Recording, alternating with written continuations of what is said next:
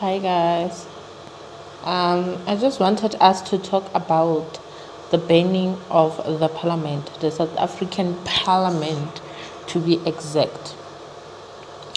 I don't believe that the most important building in South Africa will get banned, and there's absolutely no evidence.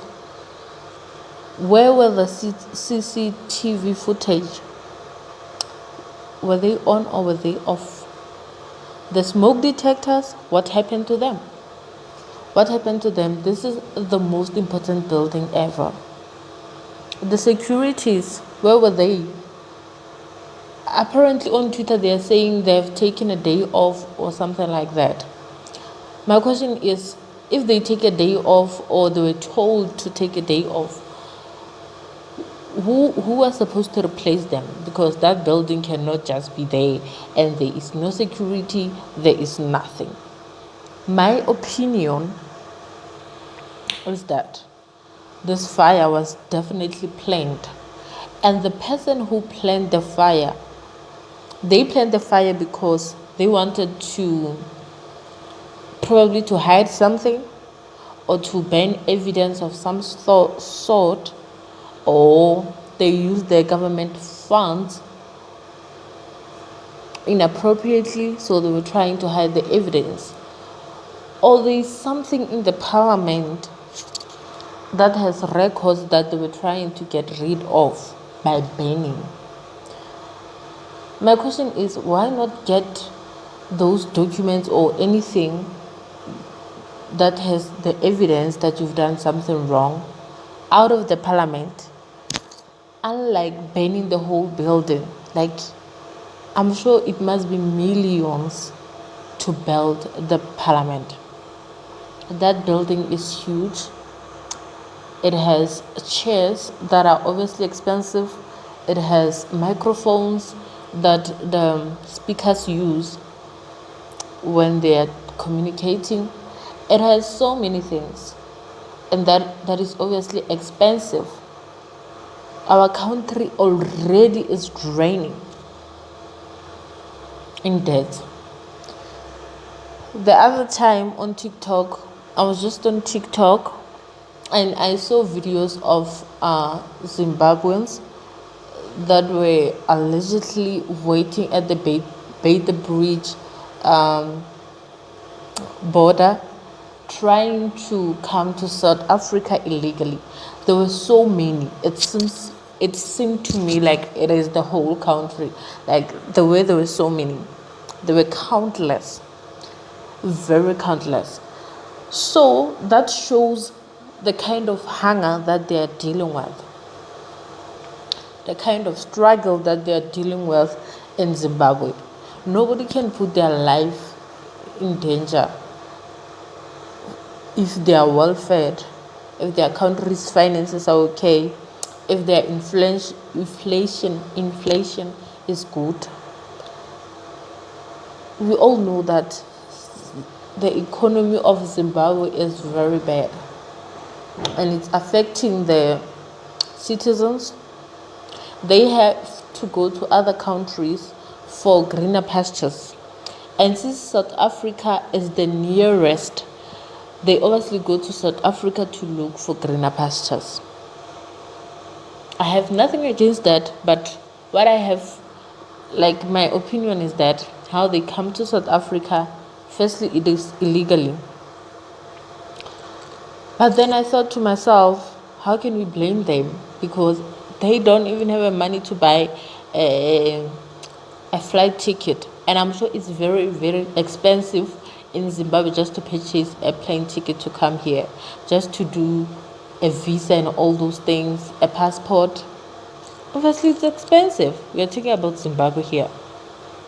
You understand? Obviously, they don't have such money.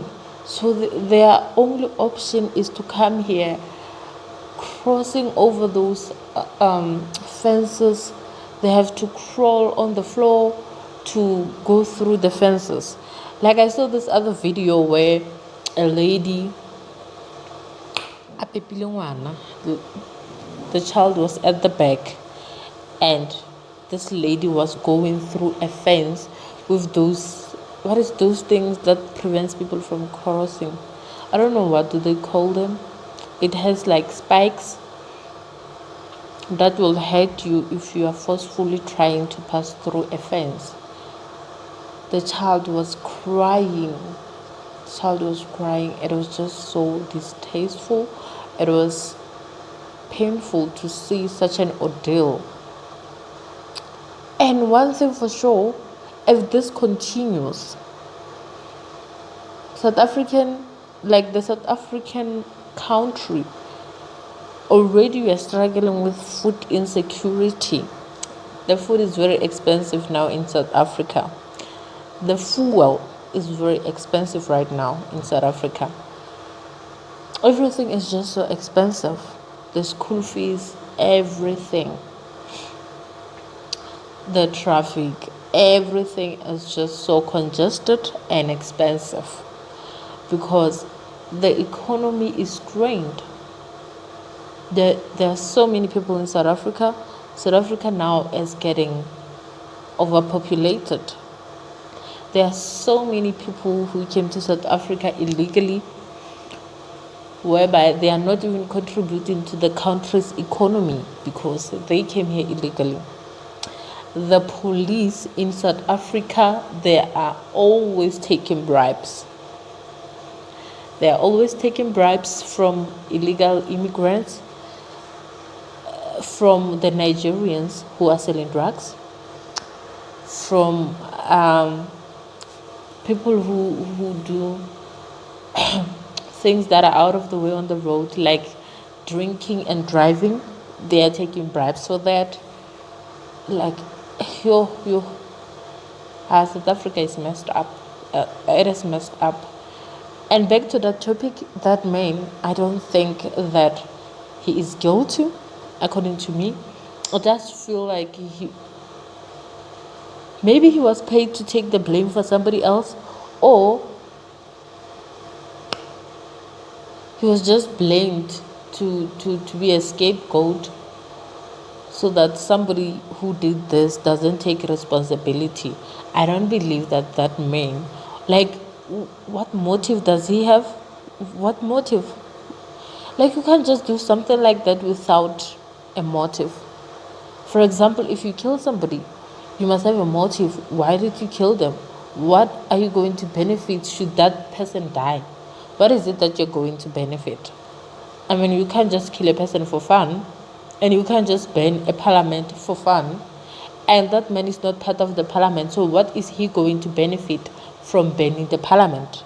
You should ask yourself such questions before you can agree that he did that. And so many people on Twitter, on on TikTok, they don't agree also.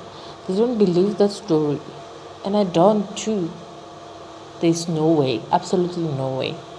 Anyway, don't forget to subscribe to my channel